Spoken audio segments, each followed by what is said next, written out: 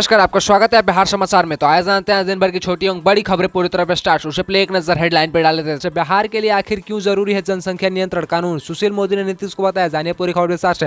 आपको पता चले प्रशांत किशोर का फिर से एक बार चाचा भतीजे को लेकर वार कर दिया है, पलटवार सरकार पर किए हैं। बोलते हुए प्रशांत किशोर बोलते हुए नजर आए कि लालू के बेटे होने के अलावा तेजस्वी की कोई पहचान नहीं। तो जानिए पूरी खबर विस्तार से। बिहार में महागठबंधन की सरकार ने एक बहुत बड़ा ऐलान कर दिया है। बिहार में झुग्गी झोपड़े में रहने वाली महिलाओं को अब बिहार सरकार देगी शिक्षा। जानिए पूरी खबर विस्तार से। इस योजना से जाएगी शिक्षा की अलग। जानिए पूरी खबर विस्तार से। आपको पता चले अच्छी सड़कों का दावा करने वाले कुछ नहीं आकर देख ले हकीकत। मुकेश सहनी ने बीजेपी और महागठबंधन नेताओं को दी चुनौती। जानिए पूरी खबर विस्तार से। अरवल हत्याकांड पर हमलावर हुए चिराग और पशुपति पारस बोले नहीं दिखता है पीड़ितों का आंसू, तुरंत इस्तीफा दे नीतीश। जानिए पूरी खबर विस्तार से। चैनल पर नए और चैनल को अभी तक सब्सक्राइब नहीं किया तो चैनल को सब्सक्राइब कर वीडियो को लाइक कर दीजिए, क्योंकि आपके एक लाइक से हमारे मेहनत का फल मिलता है और वीडियो में आखिरी तक बनेगा। तो आपको बहुत बड़ी खबर निकल के आ रही है। बहुत बड़ी खबर निकल के आ रही है। बिहार के लिए आखिर क्यों जरूरी है जनसंख्या नियंत्रण कानून, सुशील मोदी ने नीतीश को बताया। पूर्व उप मुख्यमंत्री एवं राज्यसभा सदस्य सुशील कुमार मोदी ने कहा कि अनियंत्रित जनसंख्या जिस प्रकार से संसाधनों पर दबाव डाल रही है और विकास को बेअसर कर रही है, उसे देखते हुए नीतीश सरकार को भी जनसंख्या नियंत्रण कानून या नीति बनानी चाहिए और इसके राजनीतिक विरोध की नीति को पूर्व विचार करना चाहिए। बुधवार को बयान जारी कर सुशील मोदी ने कहा कि भाजपा जब साथ थी तब नीतीश सरकार ने 2008 में कानून बनाकर 2 से अधिक बच्चों वालों को नगर निकाय चुनाव लड़ने से वंचित कर दिया था। उन्होंने कहा कि बिहार में जननी सुरक्षा जैसी कई कल्याण योजनाओं का लाभ केवल 2 बच्चों वालों तक का ही सीमित किया गया। उन्होंने कहा कि नीति का कहें या कानून, इसका उद्देश्य कम बच्चे वालों को प्रोत्साहित करना है, आबादी पर नियंत्रण न रखने वालों को हताहत करना होगा। उन्होंने कहा कि एक तरफ कम बच्चे वालों को प्रोत्साहित करना होगा और दूसरी तरफ वोट बैंक पर नजर रख जनसंख्या नियंत्रण कानून का अंधविरोध करना दुर्भाग्यपूर्ण है। सुशील मोदी ने कहा कि जनसंख्या नियंत्रण कानून या नीति का किसी धर्म से संबंधित नहीं है, बल्कि यह कानून बढ़ते प्रदूषण, घटते भूभाग, जल स्तर और स्कूल, अस्पताल, रेलवे जैसे अनेक संसाधनों पर बढ़ते बोझ से निपटाने के लिए अपनी अप्रवाही होगा। इस पर राजनीति करना मानवता के आघातमिक है। ऐसे में आप लोग का इस पर क्या विचार है, हमें कमेंट में जरूर बताएगा। तो आप तक सबसे बड़ी खबर निकल के आई सामने।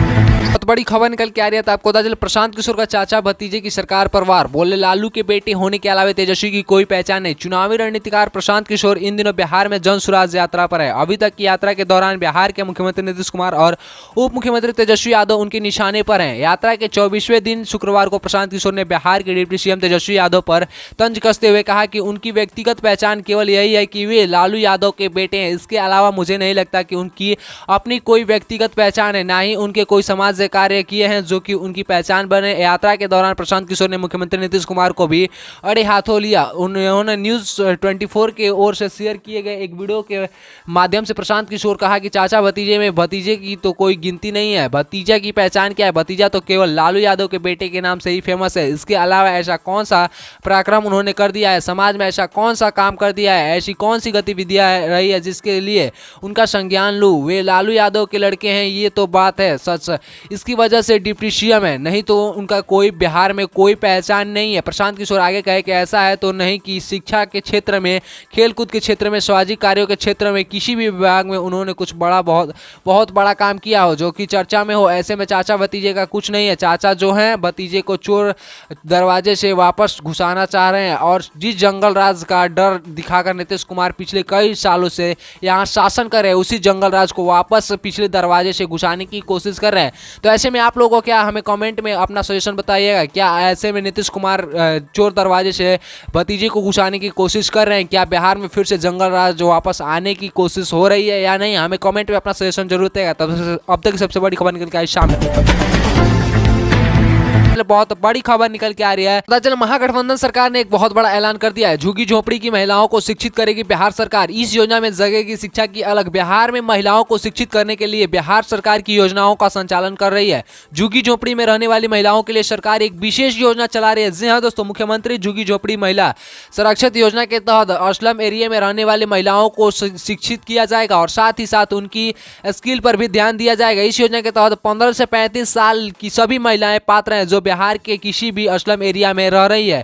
यह सरकार द्वारा चलाई जा रही योजनाएं सरकार ऐसे क्षेत्रों को पहचान चिन्हित करती है और फिर अनुभव एवं योग्य शिक्षकों द्वारा महिलाओं को साक्षर करने की योजना पर क्रियान्वयन कार्य करती है। इस योजना का उद्देश्य बिहार की उन महिलाओं को साक्षर बनाना है जो आर्थिक तंगी, सामाजिक कारणों से शिक्षक ग्रहण नहीं कर पाई है।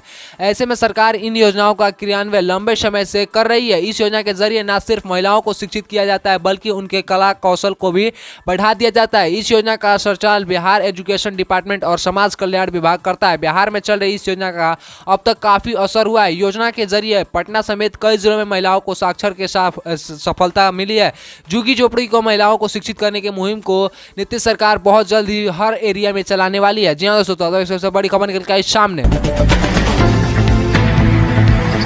वहीं आपको बता चले बहुत बड़ी खबर निकल के आ रही है। अच्छी सड़कों का दावा करने वाले कुंडी में आकर देख ले हकीकत। मुकेश सहनी ने बीजेपी और महागठबंधन नेताओं को दी चुनौती। मुजफ्फरपुर के कुंडी विधानसभा क्षेत्र में होने वाले उपचुनाव मतदान की तारीख जैसे जैसे नजदीक आ रही है वैसे वैसे राजनीतिक दलों की सक्रियता बढ़ती जा रही है। वहीं विकासशील इंजन पार्टी के वीआईपी के प्रमुख मुकेश सहनी ने मंगलवार को विधानसभा क्षेत्र के विभिन्न क्षेत्रों में रोड शो किया और जनसंपर्क किया। इस दौरान उन्होंने कहा कि कुंडी के विकास के लिए सही अर्थों में अब तक प्रयास नहीं किया गया है। उन्होंने कहा कि सड़कों के सुधार का दावा करने वाले महागठबंधन और भाजपा के नेता को कुंडी आकर बिहार की वास्तविक देखना चाहिए। उन्होंने स्थानीय लोगों से 2.5 वर्ष वीआईपी को देने की अपील करते हुए कहा कि यह उपचुनाव 2.5 वर्ष का कार्यकाल है।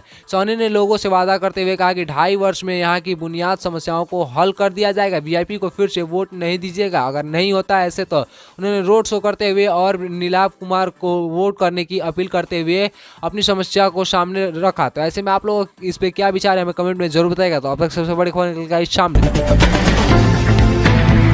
वहीं आपको बहुत बड़ी खबर निकल के अरवल हत्याकांड पर हमलावर हुए चिराग और पशुपति पारस बोले नहीं दिखता है पीड़ितों का आंसू, तुरंत इस्तीफा दे नीतीश। बिहार के अरवल में मां बेटी को जिंदा जलाकर हत्या मामले में राजनीतिक वार पलटवार तेज हो गया। चिराग पासवान और पशुपति पारस ने नीतीश कुमार पर हमला बोलते हुए कहा कि नीतीश कुमार को पीड़ितों के आंसू नहीं दिखते। अरवल में हुए हत्या में मीडिया से बातचीत करते हुए उन्होंने दोनों नेताओं ने नीतीश कुमार को घेरा किया। उन्होंने हत्या की जांच और दोषियों के खिलाफ जल्द से जल्द सख्त कार्रवाई करने की मांग की। ऐसे में आपका इस पर क्या राय है हमें कमेंट में जरूर बताएगा। तो आज वीडियो इतना है। अगर वीडियो अच्छी वीडियो को लाइक करें और वीडियो में अंत तक बने रहने के लिए आपका बहुत बहुत धन्यवाद।